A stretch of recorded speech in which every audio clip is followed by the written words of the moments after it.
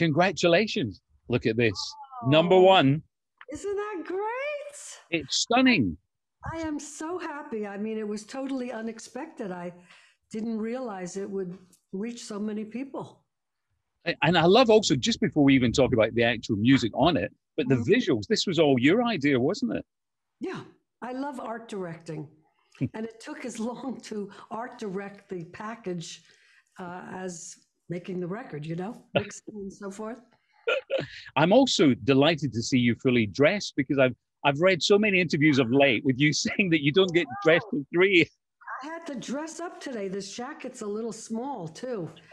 Um, yeah, how the terrible thing of having a pandemic run through the world is just unbelievably horrible. But there was something very quieting and internalizing the world and what we have to do to keep it alive during the pandemic. And it also allowed me to write my book, finish my book, which I started in 1999. And I've said, oh, next year, but now it's really going to come out next year. Oh, that's brilliant news. That's what a great way to start the chat. Also, because, I've been so lucky to have met you a few times. You're very in the moment, very present, and then moving forward. But then this one going back to the vaults. So you've kind of gone back to the vaults, but also moved things forward with regards to them as well. So it's such an intriguing time. Was it the whole COVID thing, a little bit of pause and a time for reflection? Oh, yeah. Yeah. I mean, you really see that you don't need that much activity in your life. It's like what's important is family, grandchildren, my daughter-in-law, my sons, it just narrows your world down a bit, that it's more concentrated, more full of love and gratitude, actually. Has it changed you, would you say?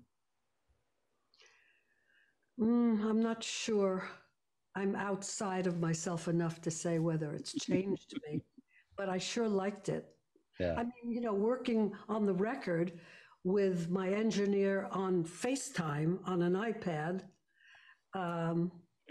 and not having to get dressed up for anybody, I mean, I wear very pretty night garments. So I just wore them in the day, then wore them again at night, and then changed, of course, to another nice garment. But that was lovely, not having to have events or socialize, just concentration.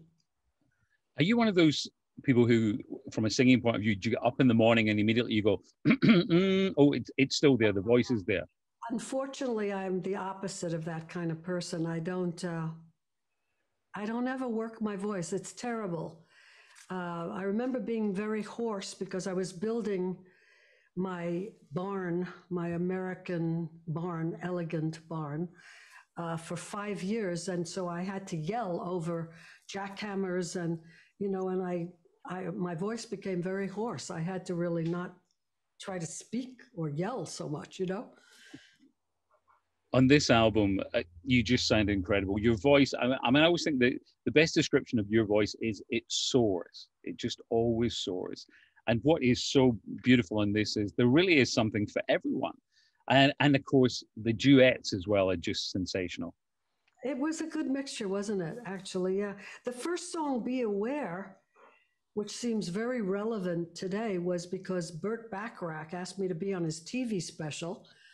And he said, I'll write a song for you. And I thought, it was the time of the Vietnam War, before the Vietnam War. And the world was in chaos again, or our countries were, and I thought, well, it's something relevant, about and world hunger and children without food and homelessness. It was all there, and it's still there now. And so the song sounds very relevant. I just never put it out.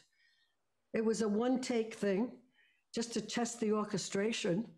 And then, it comes in handy now, so many years later. And then you take us all by surprise by, hi there, you got Kermit the D Frog, the original evergreen. That's very good. Yeah, that was something I completely forgot about.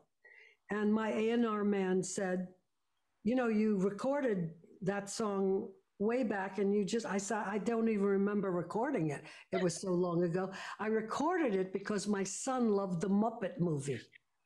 So I did it for him, you know, and then they submitted it for my Wet album.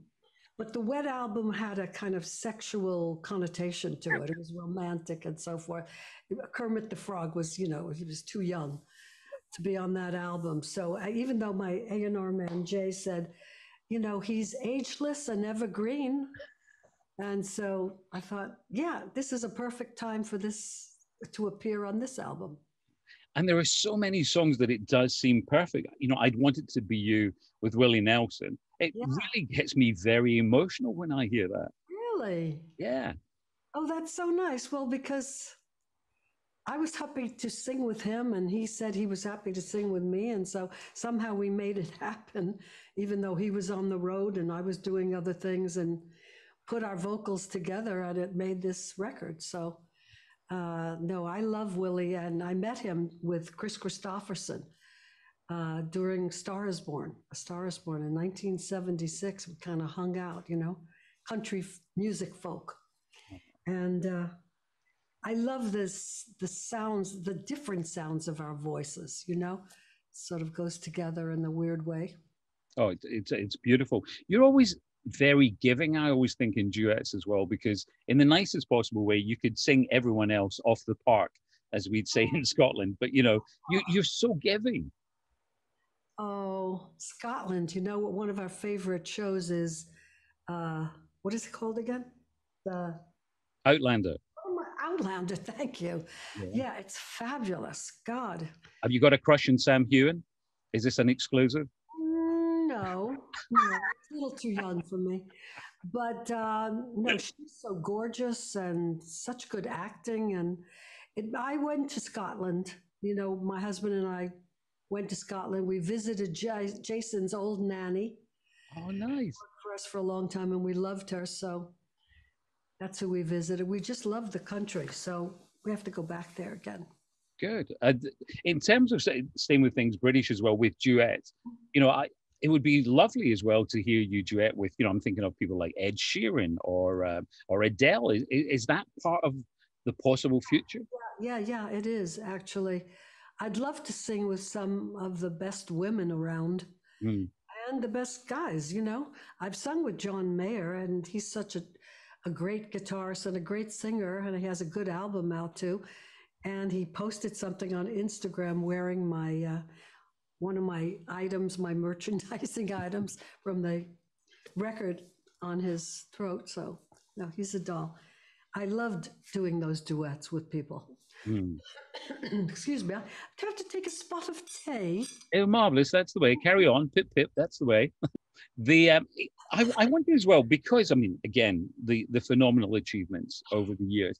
Does it all seem a little bit like gravy now? Is it all just nice now? Because there's, even though, again, here you are back at #1 again.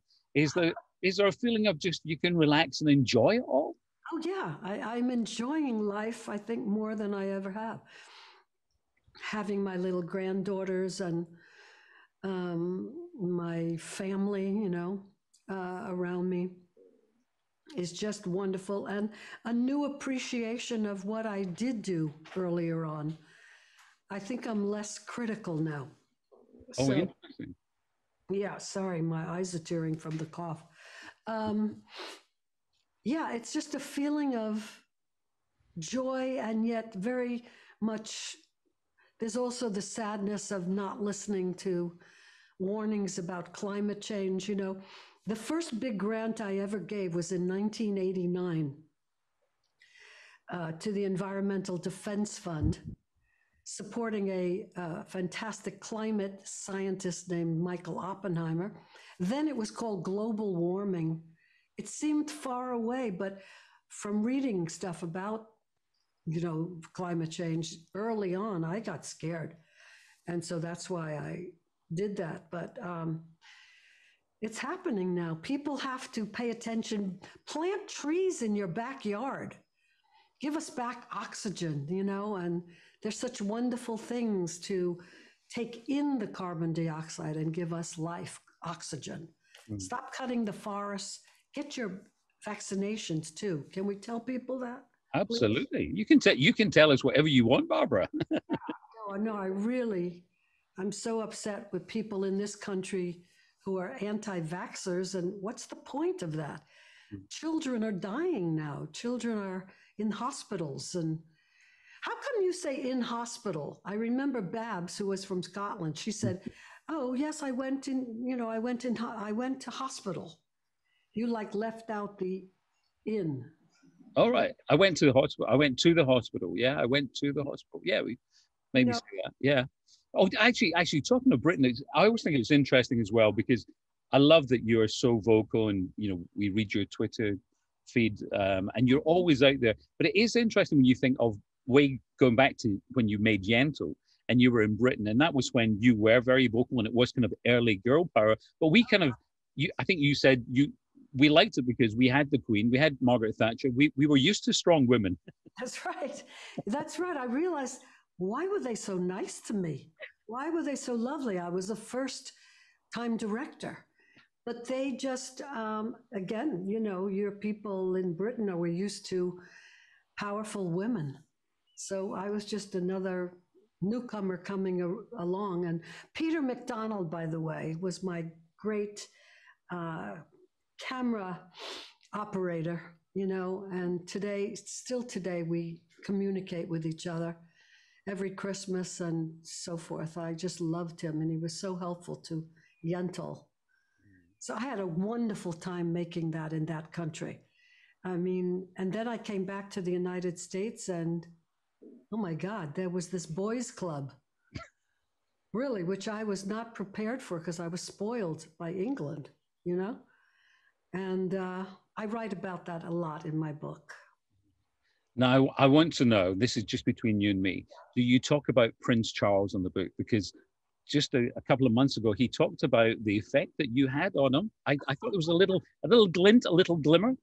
It was so sweet. I mean, yeah, I remember when I was recording at Warner Brothers.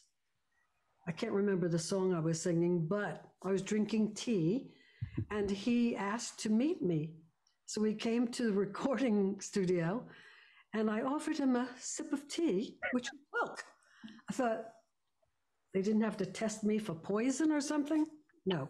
But no, we became friends, and I loved spending some time at Highgrove for a weekend fundraiser, I remember, for his, and going through his gardens. And the funny story about that is my assistant at the time, I was staying in one of those great hotels, and I walked by her room and I saw this bouquet of flowers, and I said, "Who sent me that?" And she said, "A fan called Charles." And I said, "Really? Let me see the note." And there was his seal. And they weren't like from a florist because they were from his gardens. And it's a different look to flowers, you know, when they're garden flowers, the real flowers. She just mistook it for a fan. It was so funny, I thought, you know, that's Prince Charles. And at that time, he was one of the most eligible bachelors in the world, wasn't he? Yeah, that was before he met Diana. Yeah. Yeah. Okay. This I was know I had a very funny line on stage when he came to see the show. I said, you know, if I played my cards right, I could have wound up being the first Jewish princess. So, no, that was a joke. That was a yes. joke, but it is. Oh, so I can't wait for the memoir to come out. I know that you've said quite a few times you don't want the biopic, you don't want the movie. Why would I want that? Mm. I mean, who's going to play me? I mean, after I'm gone, they can do whatever they want with me, but not while I'm alive. I mean, I don't know. You know, Yeah. don't you? I don't know why it's so popular to do that about people that are still alive. I remember Elizabeth Taylor, who was a friend of mine, you know, saying, "Why are you doing this?" But she didn't have any legal right to stop it. Mm. You know, I felt bad about that for her. Mm. Is there anyone that you could see then playing you in later years? I don't, not anyone that comes to mind. Well, anyway, never mind. Let's talk. Do they have to sing? Or Well, voice, I mean, they lip sync, right? You've got to lip sync. You can't have anyone else singing in your movie but you. But it is funny, you know, when I'm thinking about it, Marty, my manager of many, many years, always had in my movie musicals that you can't have anyone else sing for her. And so it's funny to watch an Italian, sto parlando l'italiano, deve imparare, people, then the songs are in English, you know. I don't know. I did do an Italian version of that song, and Spanish and German, something else. I can't remember. Now let's talk about next year. Big birthday, 70-10. Any? Go there. I want to stay my age for as long as I can. And you know, on the day that I turn into another decade, my husband's been there, done that, Brady. But look, doesn't it matter how you look, how you sound, how you feel? I mean, what does age mean? You know, there are people who look old at 40. Then there are people who look younger at, you know, 50 or 60, whatever. Yeah. So I'm grateful for every day, you know, for every day that the sun shines and something catastrophic doesn't happen. And at a time like this, when there is a bit of reflection, and I know you've talked about, you know, your mom giving you almost what you would say maybe tough love. In terms of the future, now we talk about being kind. Do you think that you reacted really well to that tough love of, you know, like nothing is impossible and you proved it all wrong? Yeah, you're kind of right. I mean, she never thought I could make it, you know, as an actress and especially a movie star. So she said, you know, you have to learn how to type. My father was a teacher. Go in the school system, you get the free vacations, you know, you get summer off, you get Christmas off and Easter off, and then you'll have a job. And so that's when I grew my nails long and said, and now writing this book in longhand and having to have somebody else type, I wish I learned how to type, Mom. But you were right. Have you got a title for the book yet? Sort of, but not really. I play with a few, but I'm not sure. Till I finish the epilogue. It's another like 25 pages or 24 pages, I should say. Then I'll be done. Great. That's always your lucky number, isn't it? The 24. Yeah, yeah. Did I tell you that? Did I tell you that? Oh, the book right now is 824 pages. And we counted up the words, or the you know, the people at the press counted up the words for me. I was just curious. And it's a 6-number number, and it adds up to 24. Is that weird? That's bizarre. That's interesting. Well, it is always just the most unbelievable pleasure to chat with you, Barbara. I hope next time I get to see you, maybe for next year, birthday hugs, something like that. Oh, not sure about that. Maybe the day before. Okay. It's so lovely to talk to you. Congratulations again. Back at #1. Thank you for being so kind. My pleasure. Take care. Thank you, Barbara. Bye. Bye. Don't forget, you can watch full episodes of Lorraine on the ITV Hub and all the best clips, compilations and playlists right here on our channel. Just subscribe now and you'll never miss an upload. Click here to watch another video similar to this one, or click here to head to our channel's homepage to explore all of our exciting videos.